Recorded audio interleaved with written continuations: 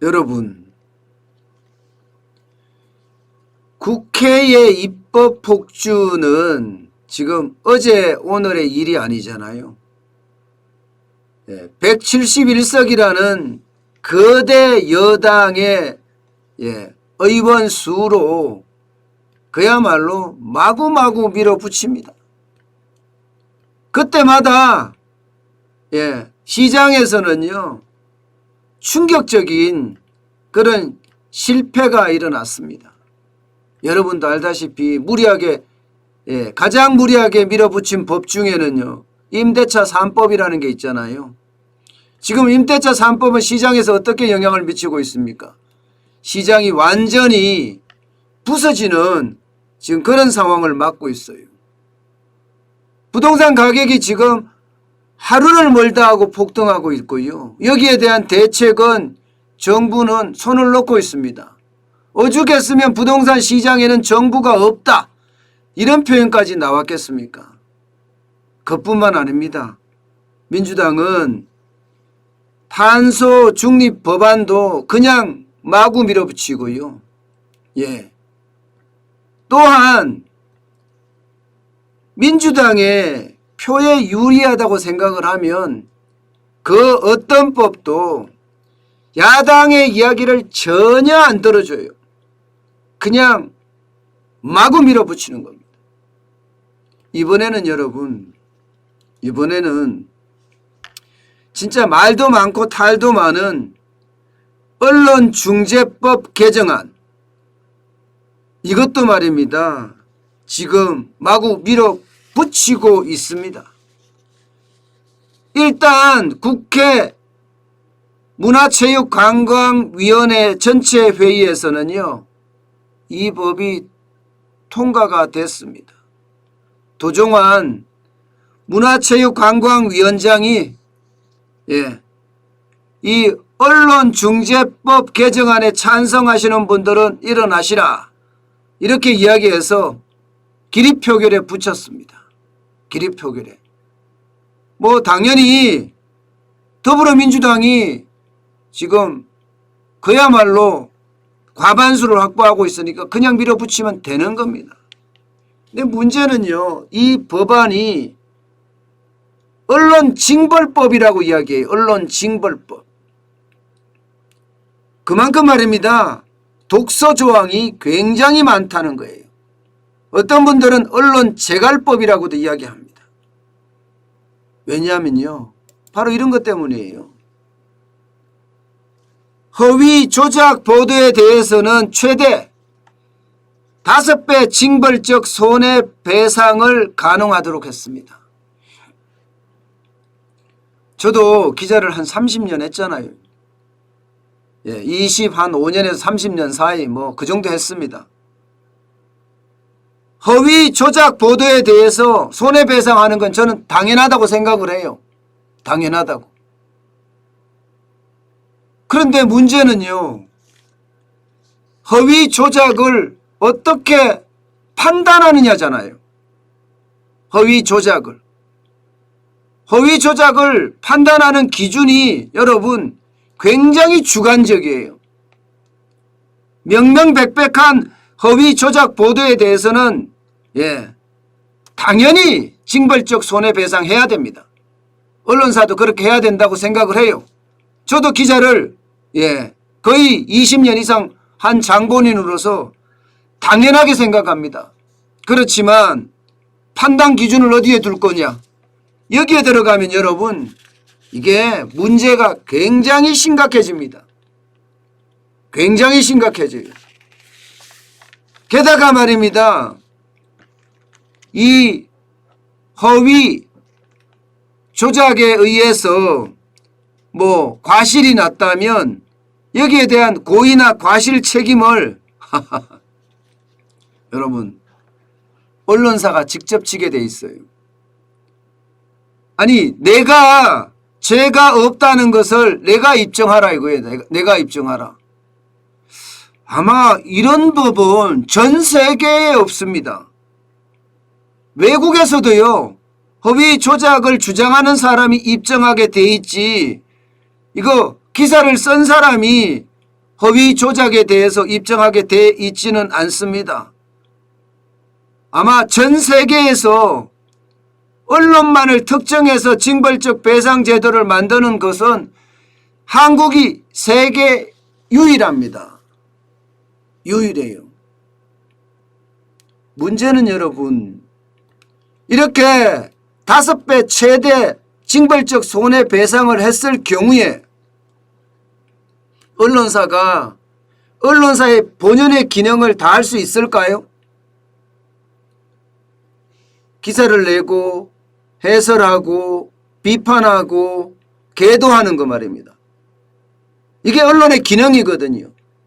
권력을 감시하고 권력을 견제하고, 재벌을 감시하고 재벌을 견제하고, 쉽게 말하면 힘 있는 어떤 사람들을 견제하는 게, 감시하는 게 언론사의 주 목적인데, 이렇게 징벌적 손해배상을 한다고 하고 해당 기자에게는 구상권을 청구한다고 하면 기자들이 쓸 수 있을까요? 아이고, 이거 쓰기 쉽지 않습니다. 진짜 어렵습니다. 손해배상이 만약에 실제 피해 본 것에 대해서 5배 이상, 징벌적 손해배상을 최대 5배, 최대 5배죠. 한다 그러면 되겠습니까? 여러분, 권력 입장에서 언론이 성가시죠. 게다가 언론에 오보에 피해 본 사람들도 많을 거예요. 그러다 보니까 언론 없는 사회가 있었으면 좋겠다, 이렇게 생각할 수도 있습니다. 그렇지만 말입니다, 자유로운 언론이 없다면요, 이게 민주국가가 아닙니다. 언론에다가 과도한 책임을 물리잖아요. 그러면 언론이 위축될 수밖에 없습니다. 여러분, 오죽했으면 정의당에서 민주 없는 민주당이 언론 장악 카드를 꺼냈다, 이렇게까지 이야기하겠습니까? 내년 대통령 선거 3월 9일을 앞두고 언론을 말 그대로 장악하는 카드를 꺼냈다, 이런 얘기죠. 문제는 여러분, 이렇게 돼 가는데도 정부는 정부대로 말이 없고요, 청와대는 청와대대로 말이 없고요, 더불어민주당 대통령 후보자는 후보자들도 말이 없어요. 게다가 이낙연 민주당 대통령 후보자는 여러분도 알다시피 언론사 출신입니다. 기자 출신이에요. 그런데도 단 한마디 말이 없어요. 심지어 말입니다, 이 언론중재법 개정안을 주도적으로 통과시킨 사람은 한겨레 출신의 김의겸 의원이에요. 김의겸 의원. 저도 개인적으로 김의겸 의원을 좀 알거든요. 그런데 저는 이렇게까지 할 줄은 상상도 못했습니다. 상상도. 저는 그나마 지금까지 그래도 참 언론인의 어떤 선배, 이런 개념을 저는 가지고 있었거든요. 그런데 청와대에 들어가면서 국회의원이 되고 이 과정에 사람이 많이 변하더라고요. 그것도 굉장히 많이 변하더라고요. 그래서 저는 무섭다는 생각까지 들었어요. 사람이 이렇게 변할 수도 있겠구나 하고 말입니다. 어쨌든 그 김의겸 의원이 주도적인 역할을 했어요. 게다가 여당의 대표는요, 송영길 대표는 지금 뭐라고 이야기하냐면요, 언론법 개정안이 국민 80%가 동의한다, 이렇게 이야기했습니다. 국민 80%가 동의한다고요? 실제로 설문조사에서 국민 80%가 동의한다고 나왔습니다. 이것은 사실입니다. 그런데 여러분, 그 질문을 보면요, 설문조사의 질문을 보면 80%가 아니라 100%가 동의 안 한다는 게 이상할 정도의 질문이었어요. 이 질문이에요. 여론조사 질문 제가 그냥 읽어드릴게요. 허위 조작 가짜뉴스를 보도한 언론사에 대한 징벌적 손해배상을 어떻게 생각하느냐. 아니 이게 질문입니까? 아니 아무것도 모르는 사람한테 이 이야기를 한다고 쳐요. 허위 조작 가짜뉴스를 보도한 언론사에 대한 징벌적 손해배상이 어떻게 생각하느냐. 아무것도 모르는 사람도요. 예, 이것은 징벌해야 된다고 봅니다. 징벌해야 된다고. 아니 그렇게 생각할 수밖에 없어요. 그렇게 생각할 수밖에. 어쩌면 당연한 겁니다. 당연한 거. 예, 질문 자체가 웃기잖아요. 예를 들어서 말입니다. 예를 들어서 뭐 이런 질문을 했다고 쳐요. 부동산 투기를 강력 규제하고 중과세를 하는데 찬성하냐? 이렇게 물으면 부동산 투기 강력 규제한다. 부동산 투기 규제한다. 여기에 중과한다. 이러면 이것도 한 80% 90% 나옵니다. 임대차 보호를 대폭 강화해야 되는데 어떻게 생각하느냐. 당연하지요. 임차인 보호를 강력하게 하는 거 당연하게 찬성합니다. 그러면 80%가 아니라 100%가 안 나온 게 이상하죠. 여러분 그런데 임대차법 통과시켜서 어떻게 됐습니까? 지금 미친 집값 됐어요. 전세 대란이 일어났어요. 서민은 지금 벼랑 끝에 몰려섰어요. 전세 난민이 속출하고 있습니다. 이게 현실입니다. 이게 현실. 이게 현실인데 지금 언론중재법도 모두가 우려하고 있는데 계속 이렇게 통과를 시킨다? 이것은요 여러분 말이 안 돼요. 송영길 대표가 국민 80%가 찬성한다는 말 자체도 말이 안 되고 그 자체가 여론 조작으로 보이기밖에 안 합니다. 여러분 이 법안에 대해서 전 세계 언론과 관련된 기관들은 다 반대 성명을 냈습니다. 이렇게 말입니다. 세계신문협회는요. 최악의 권위주의 정권이 될 거다 이렇게까지 표현을 했고요. 국제언론인협회는요. 명백한 언론 자유 위협이다 이렇게 이야기했습니다. 한국신문협회 등 언론 7개 단체도 국민의 알 권리를 제약할 소지가 있다 이렇게 표현을 했고요. 항대 언론학회 역대 회장단도 반민주적 악법으로 변할 거다 이렇게 했습니다.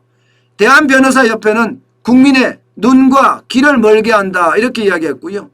정의당과 전국 언론인 노동조합 여기도 마찬가지 유례없는 언론 자유 침해를 기록하게 될 거다 이렇게까지 맹비난을 했습니다. 맹비난을. 그런데도 여러분 아랑곳하지 않습니다. 여론인지 뭔지 이런 거요 별로 신경 안 써요. 별로 신경 안 써요. 예. 오죽했으면 여기가 북한이냐 이렇게 지금 이 도정환 위원장이잖아요. 예. 여기가 북한이냐 이런 말까지 나왔겠습니까? 이런 말까지. 이것은 불법 표결이다. 폭거를 중단하라. 온갖 항의가 지금 넘쳐났는데도 결국 내년 대통령 선거를 앞두고 언론에 재갈 물리기를 해서 기사를 제대로 못 쓰게 하겠다. 이런 생각이 굉장히 강한 겁니다. 저도 20년 넘게 25년 넘게 기자 생활을 한 사람으로서 저는 웬만하면요 저하고 너무 이렇게 관계가 돼 있기 때문에 아이템으로 다루려고 안 했습니다. 그런데 이제는 안 다룰 수가 없겠어요.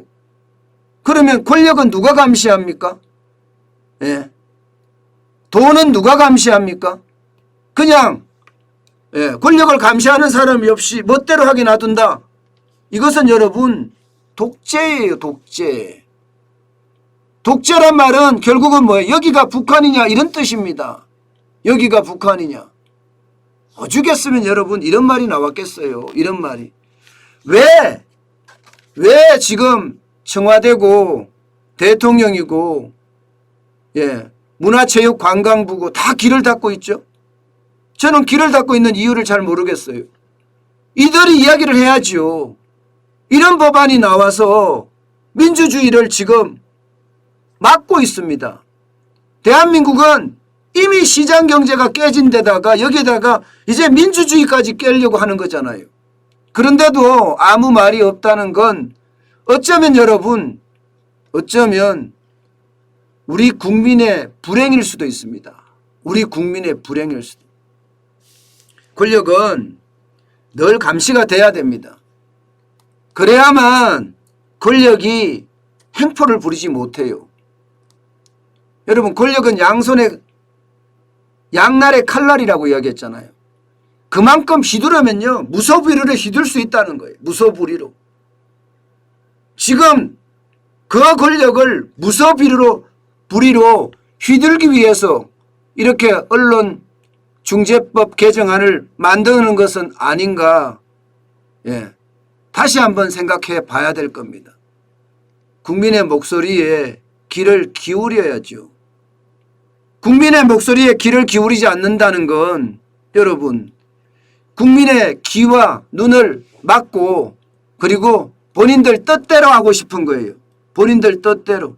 오죽했으면 여러분 이렇게 많은 의원들, 관련자들, 그런 사람들이 폭거를 중단해라 하면서 손팻말 시위를 하고 있겠습니까? 어쩌면요, 어쩌면 기자들을 싫어하는 사람들이 참 많을지도 모르겠어요. 그런 것들이 반영이 됐을 수도 모르겠어요. 그런데요, 언론이라는 건 물론 저도 기자 생활을 오랫동안 해보니까 이 사사로이 언론 권력을 활용하는 사람도 있습니다. 없지 않습니다. 쉽게 말하면 언론 권력을 사적으로 만들어서 남용하는 사람이 있다고요. 이런 것들 때문에 언론이 욕을 먹고 언론이 바보가 돼 가는데, 그렇다고 미꾸라지 한 마리 무섭다고 광물을 막아서는 안 되잖아요.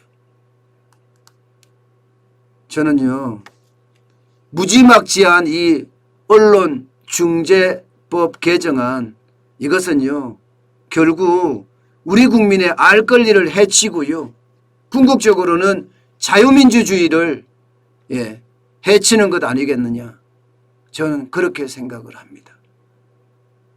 어쩌면 이렇게 국민의 말을 듣지 않을까요? 참 답답한 정부입니다.